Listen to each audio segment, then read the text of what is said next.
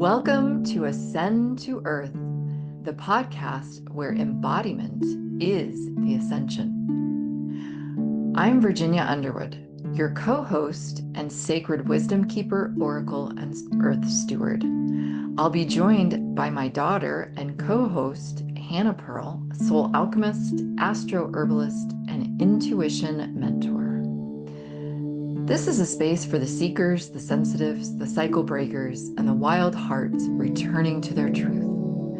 Each episode will explore what it means to come home to the body through sacred conversation, emotional alchemy, nervous system healing, ancestral wisdom, and earth-based spirituality. We'll also be sitting in circle with other wisdom keepers, visionaries, and embodied leaders, voices who are here to midwife the new world. Here, we don't escape, we descend, we feel, we root, we rise. Let's ascend to Earth. Welcome back to Ascend to Earth. Today we have a special guest and a dear friend of mine who is going to be joining us on our 8-day retreat in the Sacred Valley of Peru, the Roots and Radiance retreat. Natalie Storbacka is an initiated Paco, which means guardian of harmony in the Karo tradition of the Sacred Valley. These are the actual indigenous peoples of the Sacred Valley. And she's been working with the land in Peru for many years now. She's also a certified therapist in Finland and wears a lot of different hats. Welcome, Natalie. It's so great to have you here. Thank you, Virginia. It's great to see you guys today. And oh, I'm so excited to go back to Peru. It's like part of my heart is, there. So, Yes, totally understand. And actually, Natalie and I met in Peru at a retreat I think it was about almost 4 years ago now, yeah. right around this time. And I think every time since then we've met in Peru. That's like the We place. have, yeah, it's amazing. I definitely feel that too, that sense of home. So we wanted to talk to you today, Natalie, about you're going to be leading the Huachuma ceremony that we take at the end of the retreat. And we just wanted to give people an idea of, what that experience might be like, especially for somebody who's never done Huachuma before. So I thought maybe we could start out with, what first drew you to Huachuma and a little bit about how it's maybe transformed your life. Hmm. That's a good question. So I feel like with most medicines that I've worked with, they start to slowly creep in. Like they come a little bit from a window and then from another window, and then it becomes like more and more. And you just everywhere you go, somebody's talking about this thing. So I think this is what happened with Huachuma, with San Pedro, that, I just kept hearing about it and people were talking about it at different ayahuasca retreats and there was something that felt very different about it and also not too like out there or trendy.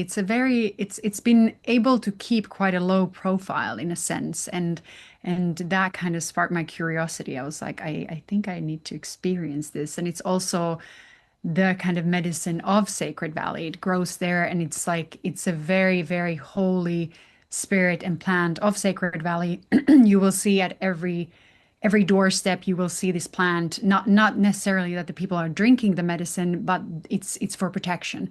So it's a very important kind of ally for them in Sacred Valley. And since I've had such a strong connection with that part of Peru and with that land and with the Inca tradition, and they also used to use San Pedro when they were going on these big hikes and wars and escaping from the Spaniards and all this. It was like a very important part of the culture. Um, and then later the Spaniards named it San Pedro, so that's like maybe the more common name. But I think that's been like there was definitely something very mysterious about it. So how has it transformed your life? Oh, wow. I feel like on some level, I feel like San Pedro is like my favorite medicine.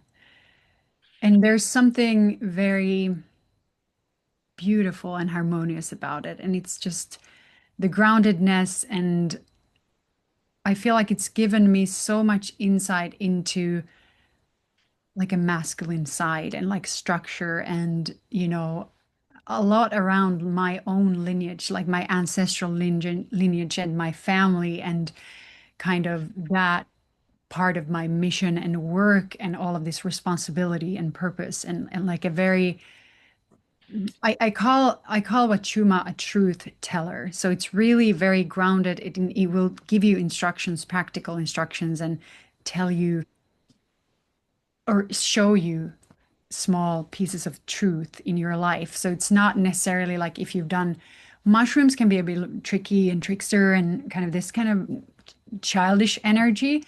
And then ayahuasca is like, rocket fuel. You go to the moon and it can blow everything up. And you kind of, when you come out of it, it's like, I don't know anything about anything. Like it's just very, it can be a bit scattering. But I feel like San Pedro has this beautiful of bringing all the pieces together. And it's just very, very practical in a sense. And I think for me, it's been very much about that masculine and my like kind of lineage also from my masculine side, very much related to that and how that relates to my life. So what um what inspires you the most about holding ceremony for others? Mhm. It feels really like that's part of why I am here and like really being of service, being that channel and being able to take people through transformation. And I think that's like I have a lot of Scorpio energy in me, and that's like, how I also expand and how I kind of work in a sense. I like to go really, really deep and I like to take people through that. And just because I've also done that all of my life has been very much about going to the deepest ends and transforming that. I like to do that with other people because it's like I've seen the results with myself and it's just so beautiful to see that with other people. So I think that's something that really inspires me. And I think with San Pedro specifically, I feel it's a very safe medicine to facilitate. So I think that feels, or at least that's how it feels for me, that it's something I feel very secure to facilitate. And it's not like the medicine is a very big teacher there, and it doesn't necessarily need a lot of shamanic stuff going on in a sense because nature is the healer. That's why you usually go outside and you go in nature. You don't, you know, um, sit indoors usually in the Sacred Valley and that area's tradition.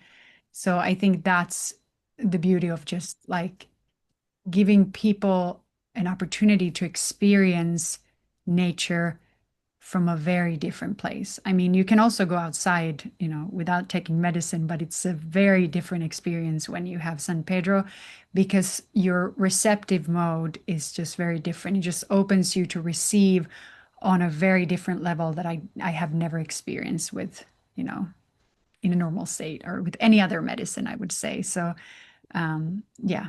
And then that's how you also get the healing is from nature by being able to receive that vibration. You kind of I think last time when I was walking with Pedro, that's, he's always teaching me about the medicine as well. And what I realized is that it brings you to a different vibration, like a vibration of nature. So you become like one with it. So it's almost like you're melting into nature, and that's why it's healing you. Like you're just taking in all the healing. When in a normal state, you might not be receptive because you're not vibrating necessarily at that level. Yeah, I think it helps to quiet the monkey mind, and allows you to get into that state where you can actually see nature, instead of just being, because so often I think so many people go out into nature and they still bring their mind with them. So they're still thinking about all these things and they're not really receiving the medicine of nature. And I think that's what you're saying too, is that you kind of get out of that monkey mind space and it opens you to receiving the beauty and the healing. And I know for me, the vibrancy, whereas a lot of these, medicines that are more on the psychedelic spectrum, you see these vivid visions and hallucinations, if you will. But on San Pedro, I did not experience that in the ceremonies that I have done. Um, it did make the colors more vibrant, and the details more in focus, but I didn't experience, and I think that's true for a lot of people, although I have heard that some people have had, more of a psychedelic uh, experience. Can Yeah. you speak to that at all?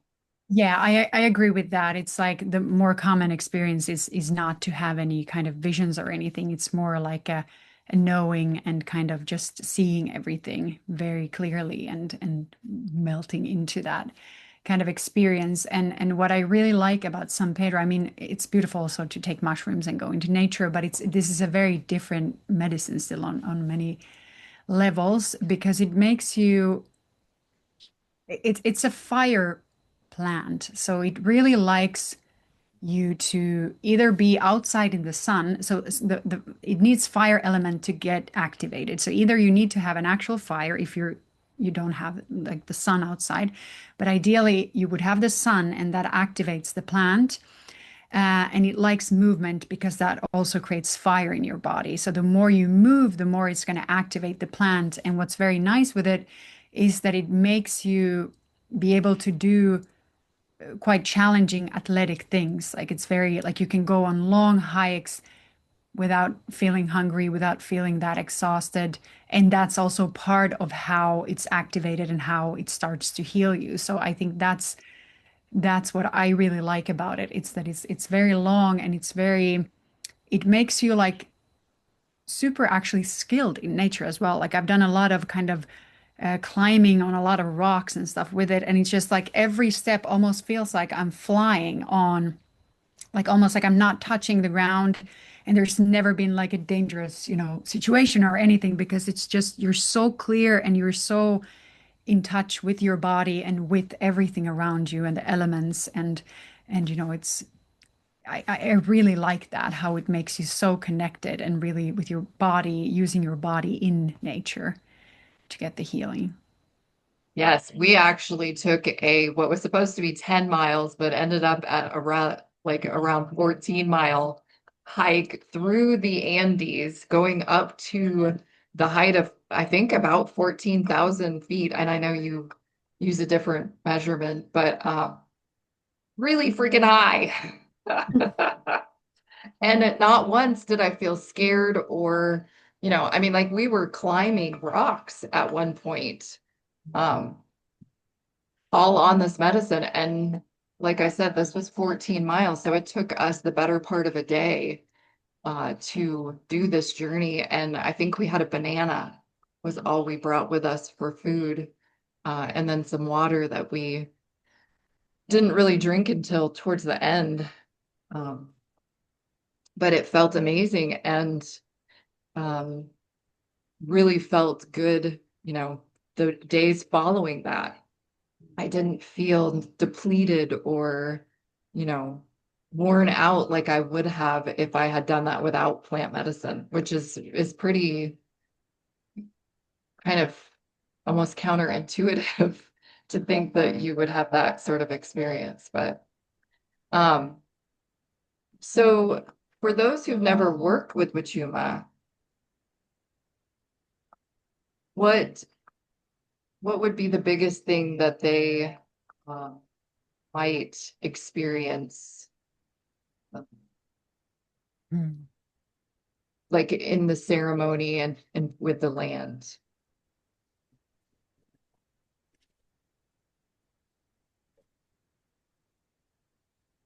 Hmm.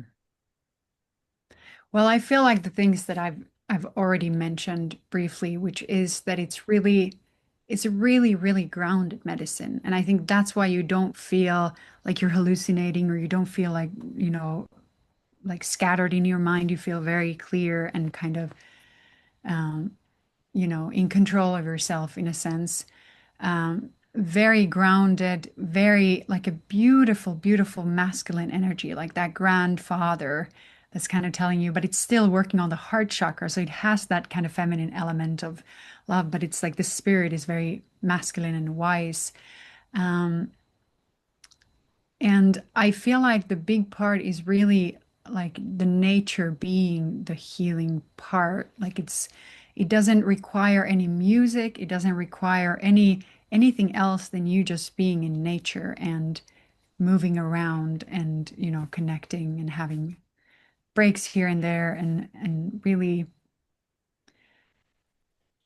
it's very integrative and really gives you beautiful perspective on things that are happening in your life in a way where it doesn't necessarily start like a new big process and blow everything up, but it's more like, wow, all these things have happened this year and it's beautiful. We're doing it towards the end of the year, like all these things have happened.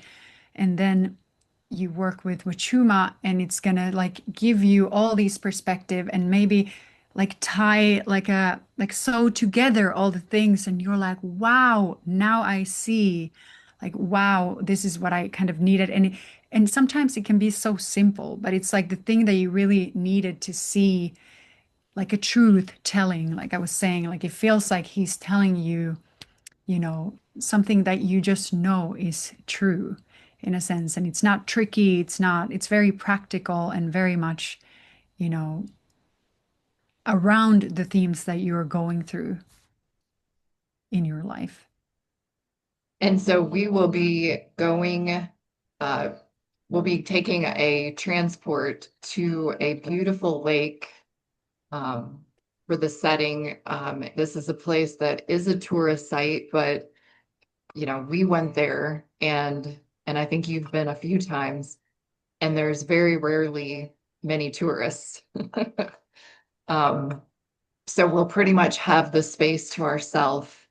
Um, and it's, high in the Andes Mountains. Um, and so for somebody who hasn't experienced this medicine, I know for my first sitting with him, um, I really couldn't do the activity, of going for a long hike like we did later on after I'd experienced a few journeys. Um, but so we'll have, the opportunity to take a walk around the lake or to sit on one of the rocks or different outcroppings around the lake. And each person will have their own experience, it's not something where we'll be talking to each other and, you know, um, really getting in our heads. We'll be kind of in our own experience and just functional talk, if you need something or you need to know where something is. Um,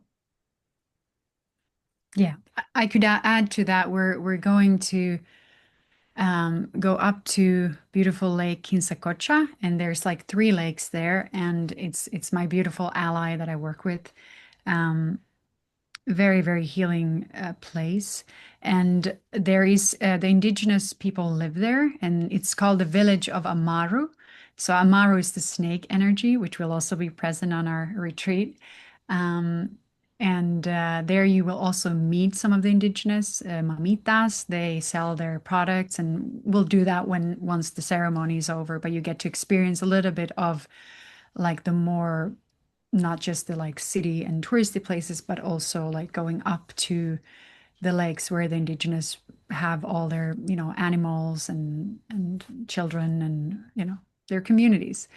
Um, so yeah, we will be walking around the lake and like Virginia said, like sometimes it's hard to know beforehand how you're going to react, but sometimes the first times can be, You can feel a little bit nauseous, and that's totally okay. And you can still have a very beautiful experience.